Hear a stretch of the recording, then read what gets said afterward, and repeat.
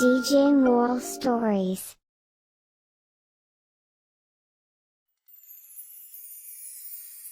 Chat chat chat MBA ನಂದೀಶನ ಮಡಿಕೆ chat.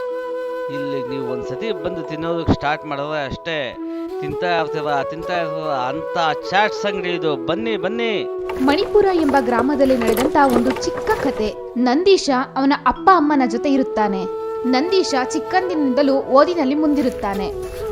ತಮ್ಮದೇ ಡಾಬಾದಲ್ಲಿ ಅವನ ತಾಯಿ ಕೆಲಸ ಮಾಡಿ ಅವನನ್ನು ಓದಿಸುತ್ತಿರುತ್ತಾಳೆ. ಅವನ ಗ್ರಾಜ್ಯುಯೇಷನ್ ಪೂರ್ತಿ ಮಾಡಿ MBA ಮಾಡಲು ನಗರಕ್ಕೆ ಬರುತ್ತಾನೆ.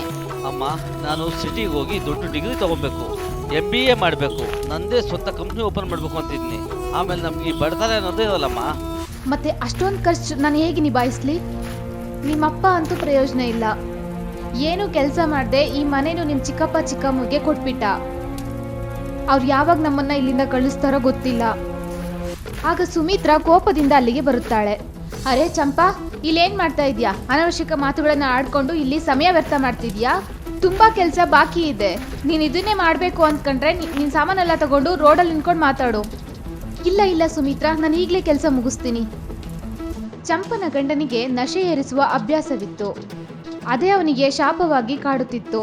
ಅವನ ತಮ್ಮ ಮತ್ತು ತಮ್ಮನ ಹೆಂಡತಿ ಅವನಿಂದ ಮೋಸವಾಗಿ ಅವನ ಆಸ್ತಿಯನ್ನು ಎಲ್ಲ ಬರೆಸಿಕೊಂಡರು. ನಂದೀಶನ ಕುಟುಂಬವನ್ನು ತಮ್ಮ ಕೆಲಸದವರನ್ನಾಗಿ ದುಡಿಸಿಕೊಳ್ಳುತ್ತಿದ್ದರು. ನಾನು ಲೋನ್ ತಗೊಂತನಮ್ಮ, ರೋಡಲ್ಲಿ ಏನ್ ಬೇಕಾದ್ರೂ ಸೇಲ್ ಮಾಡ್ಬೇಕಾದ್ರೆ ಮಾಡ್ತೀನಿ, ಆದ್ರೆ ನೀನಿನ್ ಮಾತ್ರ ನನಗೆ ಕೆಲ್ಸಕ್ಕೆ ಬಿಡೋದಿಲ್ಲ. ನಂದೀಶನು ನಗರಕ್ಕೆ ಹೋಗಿ ಓದಲು ಶುರು ಮಾಡುತ್ತಾನೆ. ಇಲ್ಲಿ ಮಂಗೇಶನು ಸುಮಿತ್ರಳ ಮಾತು ಕೇಳಿ ಪ್ರತಿದಿನ ಕುಡಿದು ಬಂದು ಚಂಪಳಿಗೆ ಒಡೆಯುತ್ತಿದ್ದನು. ಹೀಗೆ 2 ವರ್ಷ ಕಳೆಯುತ್ತದೆ. ಆಗ ನಂದೀಶನು ಊರಿಗೆ ವಾಪಸ್ಸಾಗುತ್ತಾನೆ. ಚಂಪಾಗೆ ಅವಳ ಮಗನನ್ನು ನೋಡಿ ಖುಷಿಯಾಗುತ್ತದೆ. ಮಗನೇ, ನೀನ್ ಬಂದ್ಬಿಟ್ಟ? ಹೌದಮ್ಮ, ನನಗೆ ಗೊತ್ತಾಗಿದ್ದೇನಂದ್ರೆ ಒಂದು ದೊಡ್ಡ ಕಂಪ್ನಿ ಮಾಡಬೇಕು ಅಂದ್ರೆ ದೊಡ್ಡ ಯೋಚನೆ ಬೇಕು. ನನ್ನ ಕಂಪ್ನಿ ಸ್ಟಾರ್ಟ್ಅಪ್ ಇಲ್ಲಿಂದನೇ ಮಾಡೋಣ ಅಂತಿದ್ನಿ. ನಮ್ಮ ಕುಲಕಸಬನ್ನೇ ನಾವು ಮಾಡೋಣ, ನಾವೇ ಒಂದು ಹೊಸ ಡಾಬಾ ಓಪನ್ ಮಾಡೋಣ.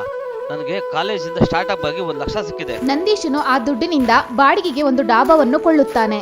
ಅವರ ಚಿಕ್ಕಪ್ಪನ ಡಾಬಾದ ಮುಂದೆಯೇ MBA ಹೆಸರಿನ ಒಂದು ಡಾಬಾವನ್ನು ಶುರು ಮಾಡುತ್ತಾನೆ. ಬನ್ನಿ ಬನ್ನಿ ಜನಗಳೇ, ಹೊಸ ಡಾಬಾ ನಿಮಗಾಗಿ ತೆರೆದಿದೆ. ನನ್ನ ಈ MBA ಡಾಬಾದಲ್ಲಿ ಬಂದು ತಿಂದು ಸವಿಯಿರಿ. ನೋಡಿದೇನ್ರಿ, ಈ ಬಿಕಾರಿಗಳಿಗೆ ನೀವು ಆಶ್ರಯ ಕೊಟ್ಟಿದ್ರಿ. ನಿಮ್ಮ ಕೆಲ್ಸಕ್ಕೆ ಶತ್ರು ಆಗಿ ಕಾಡ್ತಾ ಇದ್ದಾರೆ ಅಮ್ಮ ಮಗ. ನೋಡ್ತಾ ಇರೋ ಇಬ್ಬರು ನಾನು ಹೇಗ್ ಬೈದ್ ಬಿಸಾಕ್ತೀನಿ ಅಂತ. ಅರೆ ಚಂಪಾ, ಏನ್ ನಿನ್ ಜಾಸ್ತಿ ಕೊಬ್ಬ ಆಗೋಯ್ತು? ಏನ್ ಮರ್ತ್ಬಿಟ್ಟ ನೀನು?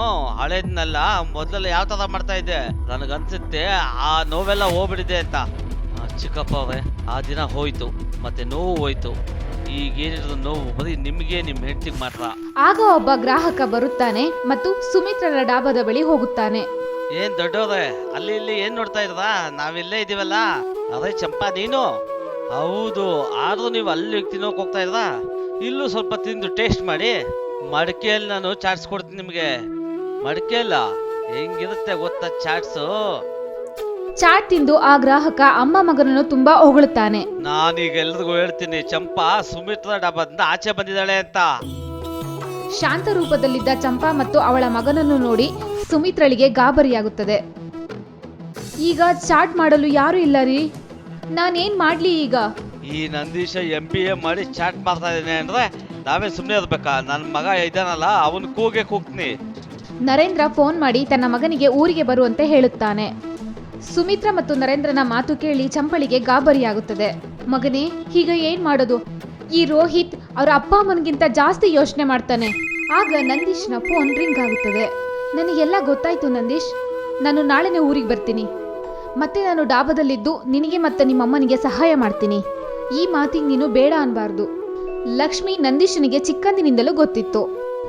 ಅವಳು ನಗರದಲ್ಲಿ ಮ್ಯಾನೇಜ್ಮೆಂಟ್ ಓದುತ್ತಿದ್ದಳು. ನಗರದಲ್ಲಿ ಅವಳ ಮನಸ್ಸು ನಂದೀಶನನ್ನು ಹುಡುಕುತ್ತಿತ್ತು. ಈಗ ಅವಳು ರೈಲಿನಲ್ಲಿ ಹತ್ತಿ ನಂದೀಶನ ಊರಿಗೆ ಬಂದಿದ್ದಾಳೆ.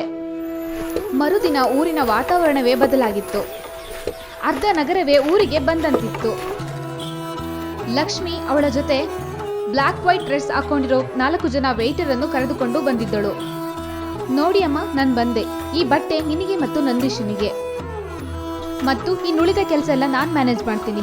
ಆಗ ಮೋಹಿತ್ ತನ್ನ ಡಾಬಾದ ಹೆಸರನ್ನು ಮೋಹಿತ್ ಓಪನ್ ರೆಸ್ಟೋ ಎಂದು ಇಡುತ್ತಾನೆ.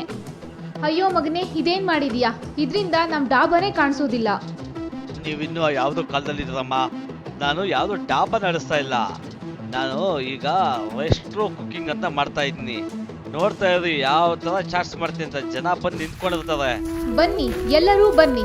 ನಗರದಲ್ಲಿರುವಂತ ರೆಸ್ಟೋರೆಂಟೆಯೇ ನಮ್ಮ ಹಳ್ಳಿಯ ಡಾಬಾದಲ್ಲಿಯೂ ಸವಿಯಿರಿ. ಮಗನೇ, ಯಾವ ತರ ಚಾಟ್ಸ್ ಮಾಡ್ತೀಯಾ? ತಿನ್ಸ್ತೀಯಾ? ನಿಮಗೋಸ್ಕರ ಒಂದು ಸರ್ಪ್ರೈಸ್ ಚಾಟ್ ಇದೆ, ನೋಡ್ತಾ ಇರಿ. ನನಗ್ ಗೊತ್ತು ಬಿಡು, ನೋಡಿದ ಜನ ಎಲ್ಲ ನಿನ್ ಬಗ್ಗೆ, ನಿನ್ನ ಡಾಬಾ ಬಗ್ಗೆನೇ ಹೇಳ್ತಾರೆ. ಮೋಹನ್ ಬಟ್ಟಲಲ್ಲಿ ಸಮೋಸ ಚಾಟ್ ತರುತ್ತಾನೆ ಮತ್ತು ಸಮೋಸದಲ್ಲಿ ನೂಡಲ್ಸ್ನ ಫ್ಲೇವರ್ ಕೂಡ ಇರುತ್ತದೆ. ಇದನ್ನ ತಿಂದ ಶೇಟು ಹರ್ಷವನ್ನು ವ್ಯಕ್ತಪಡಿಸುತ್ತಾನೆ. ನಂದೀಶ, ಎಂತ ಚಾಟ್ಸ್ ಮಾಡಿದ್ಯಾ, ಏನ್ ಯೋಚನೆ ಮಾಡಿದ್ಯಾ? ನಿನ್ನ ಐಡಿಯಾ ಸೂಪರ್ ಆಗಿದೆ. ನಾನು ಸಿಟಿಯಲ್ಲೆಲ್ಲ ತಿಂದಿದ್ದೀನಿ, ಈ ತರ ಟೇಸ್ಟ್ ಎಲ್ಲೂ ಸಿಕ್ಕಿಲ್ಲ. ನಾನು ನಿನ್ ಡಾಬಾ ಮೇಲೆ ಇನ್ವೆಸ್ಟ್ ಮಾಡ್ಬೇಕು. ಅದಕ್ಕೆ ಮುಂಚೆ ಎದುರುಗಡೆ ಡಾಬಾಗೆ ಹೋಗಿ ಬರ್ತೀನಿ. ಶೇಟು ಸುಮಿತ್ರಳ ರೆಸ್ಟೋರೆಂಟ್ಗೆ ಹೋಗುತ್ತಾನೆ. ಅವನಿಗೆ ಚಾಟ್ನ ಜೊತೆ ಸಿಹಿಯಾದ ಚಟ್ನಿಯಲ್ಲಿ ಗರಂ ಮಸಾಲವನ್ನು ಹಾಕಿ ಕೊಡುತ್ತಾರೆ. ಇಷ್ಟು ದಿನ ನೀನು ನಿನ್ನ ಮನೆಯವರೆಲ್ಲ ಸೇರ್ಕೊಂಡು ಗ್ರಾಮಕ್ಕೆಲ್ಲ ಮೋಸ ಮಾಡಿದ್ದೀರಾ. ನಿನ್ನ ಮಗನ ಭವಿಷ್ಯನೂ ಅಷ್ಟೇ, ನನಗೇನು ಕಾಣಿಸ್ತಾ ಇಲ್ಲ. ಸೇಟು ನಂದೀಶನ ಬಳಿ ಹೋಗಿ ಮಾತನಾಡುತ್ತಾನೆ. ನನ್ನ ಹೆಂಡತಿಗೆ ಚಾಟ್ಸ್ ಅಂದ್ರೆ ಬಲು ಪ್ರಾಣ. ನಾಳೆಯಿಂದ ನೀನು ಅವಳಿಗೆ ಮತ್ತೆ ನಮ್ಮ ಸ್ಟಾಫ್ಗೆ ನೀನು ಚಾಟ್ಸ್ ಕಳಿಸ್ಲೇಬೇಕು.